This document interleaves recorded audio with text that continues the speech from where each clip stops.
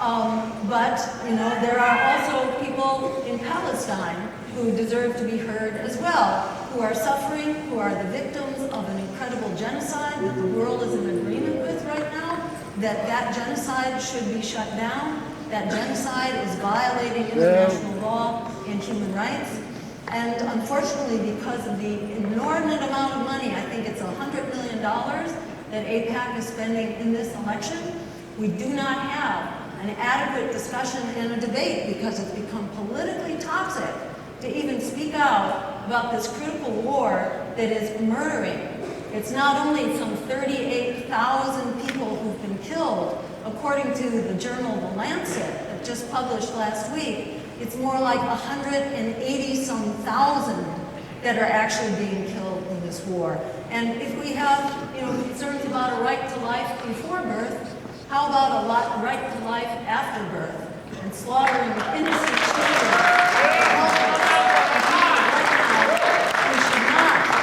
We should not be the victim of this horrific, absolutely horrific and shameful war. It should be stopped immediately. Joe Biden can do that with a phone call to Bibi Netanyahu. Thank you.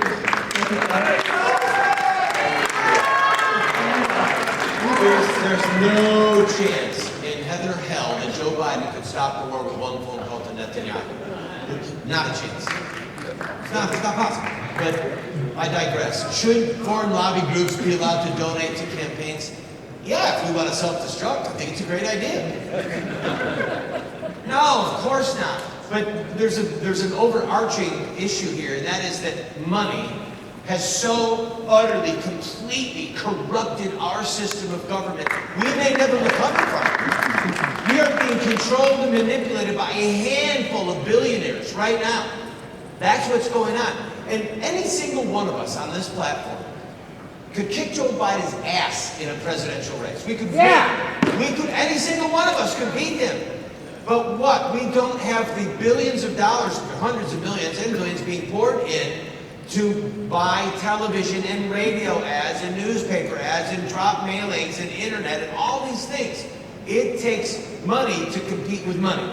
And because of the Supreme Court ruling and because of the money corrupting the system right now, we are watching the demise of true representative government. What is happening is that people who are elected are representing the people who have the strings, right? That's what's going on. So if we are going to see the restoration of representative government, we are not a democracy, but a representative republic, if we're going to see that, we are going to have to change the laws on campaign finance. It's just that simple. And then President Trump and President Biden, guess what they're going to do? They're going to come on the stage and they're going to debate with us because they don't have billions of dollars being poured in through the back door to promote some of their malarkey and their insanity. Oh, and by the way, the Democrat Party must be destroyed.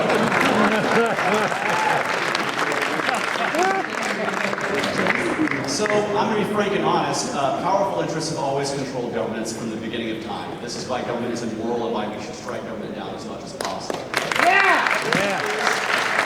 Money is speech, and it is. You have the right to spend your money and try to influence people as much as you want to. But what I want to see is full transparency of who's putting that money and where it's going to.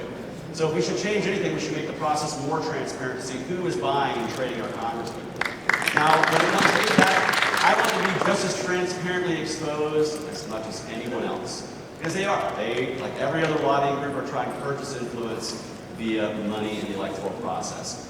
It doesn't always work, though. They actually are sitting right here on stage with somebody who had a lot of AIPAC money thrown against him. His two primary opponents got so much AIPAC money, he was outspent a lot. But the people in this community knew who he was. They knew exactly where he stood, and they stood by him for that. Money does not have to equal success in this country. You can actually fight the good fight, put your principles forward, and be honest about who you are and who you're representing. And when you do that, you can win races even if AIPAC puts money against you. Now, I'm going to be somebody who is honest with you.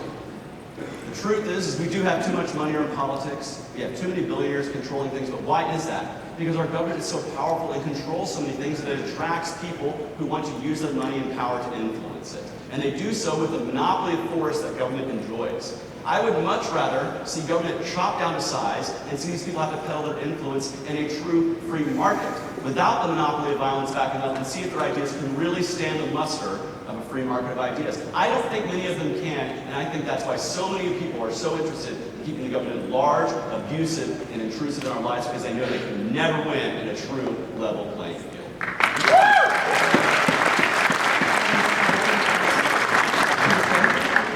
just want to respond to Randall's statement that Joe Biden could not shut down this war. And he has enormous power in making that phone call, just like Ronald Reagan did when he told Israel to stop its invasion of Lebanon and stop the missile strikes in Lebanon in the 1980s. The war was stopped that day. Dwight Eisenhower did the same thing in the 1960s, speaking to Israel and Britain and France, who were all invading Egypt. He made the call. And the reason that Israel respects that call is because Israel is completely dependent on U.S. weapons and U.S. dollars. So Israel has no Iron Dome without continued U.S. support for that Iron Dome. So Israel knows that it is a sitting duck without the support of the United States. And it is actually illegal for the U.S. to provide the weapons and the support to Israel now. It violates U.S. laws. We cannot send All right, Jill, thank you. military aid to a country that is interfering Please. Randall, did you with the delivery of humanitarian Your 1 minute is aid up. to a country that is violating nuclear weapons. So on many counts, we have Enough. Randall, would you like to? First of all, this is not the 1980s and it's not the 1950s. And what Israel is enduring from Islamic terrorist attacks is something that they intend to deal with, and for just cause. The